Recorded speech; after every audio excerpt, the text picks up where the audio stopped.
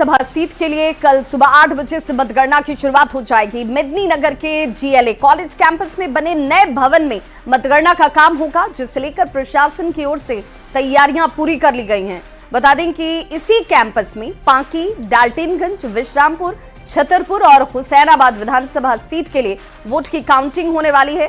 क्या कुछ तैयारी यहां की गई है, जानकारी दे रहे हैं न्यूज 18 संवाददाता नीलकमल।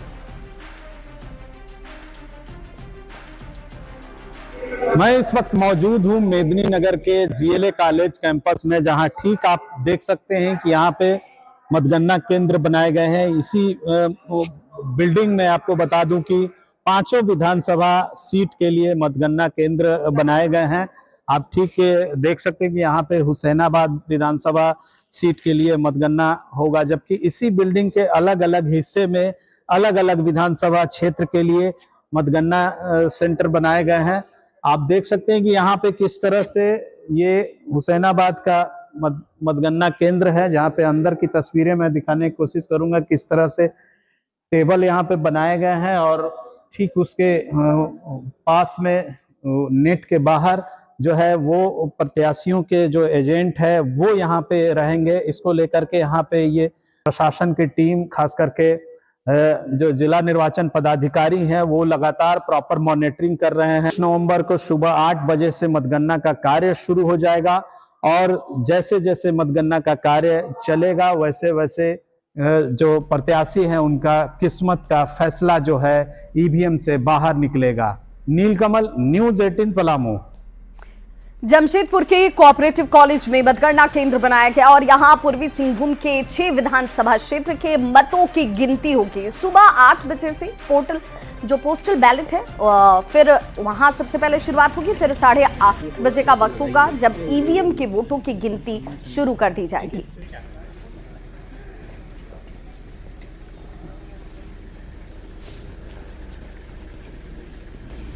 चुनाव का मतगणना पूरी तरह से शांतिपूर्वक हो चुका है और अब 23 तारीख का इंतजार है, क्योंकि तमाम प्रत्याशियों की किस्मत ईवीएम में कैद हो चुकी है और कल जो है गिनती होगी। और तस्वीर दिखा रहा हूं कि जमशेदपुर के कोऑपरेटिव कॉलेज से जो है ये यहाँ सेंटर बनाया गया और यहीं पर 6 विधानसभा का जो है वो गिनती शुरू की जाएगी। हालांकि 8 बजे से जो है पोस्टल बैलेट की गिनती होगी, उसके बाद 8:30 बजे से ईवीएम मशीन की गिनती होगी।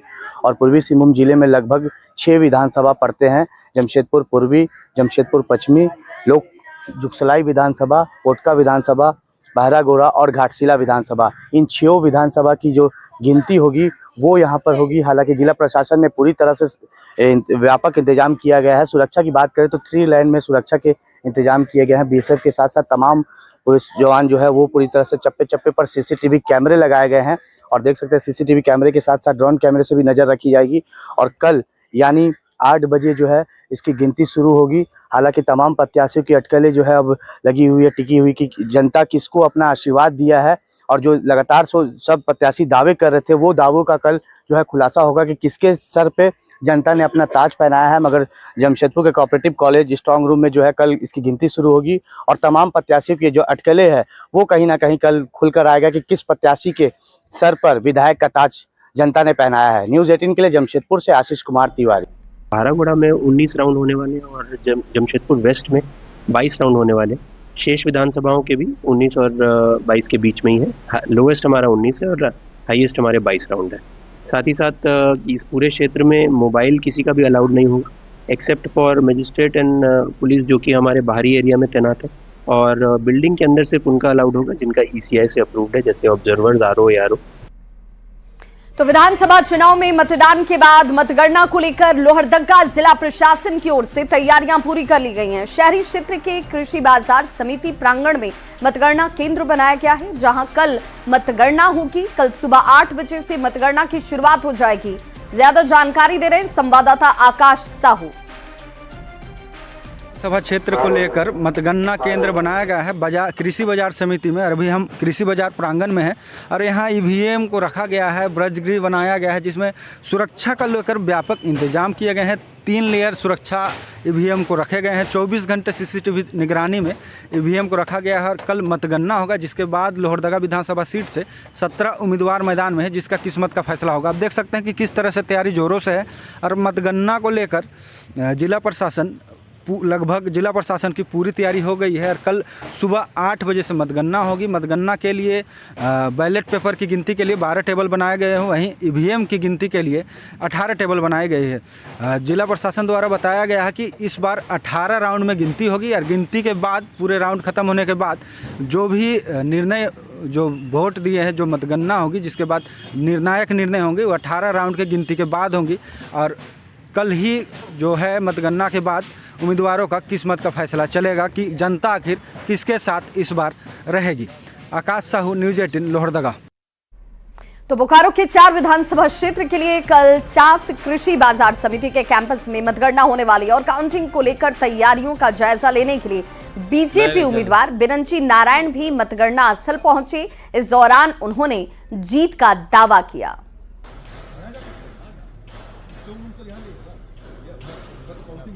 जिला प्रशासन अपनी तैयारी कर रहा है।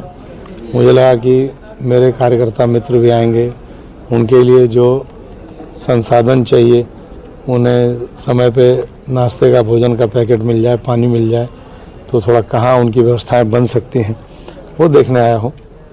और पूरा विश्वास है कि यहाँ से कमल खिलेगा, एक बड़ा सा कमल जो झारखंड की सरकार बनाने में अपनी भूमिका निभाएगा।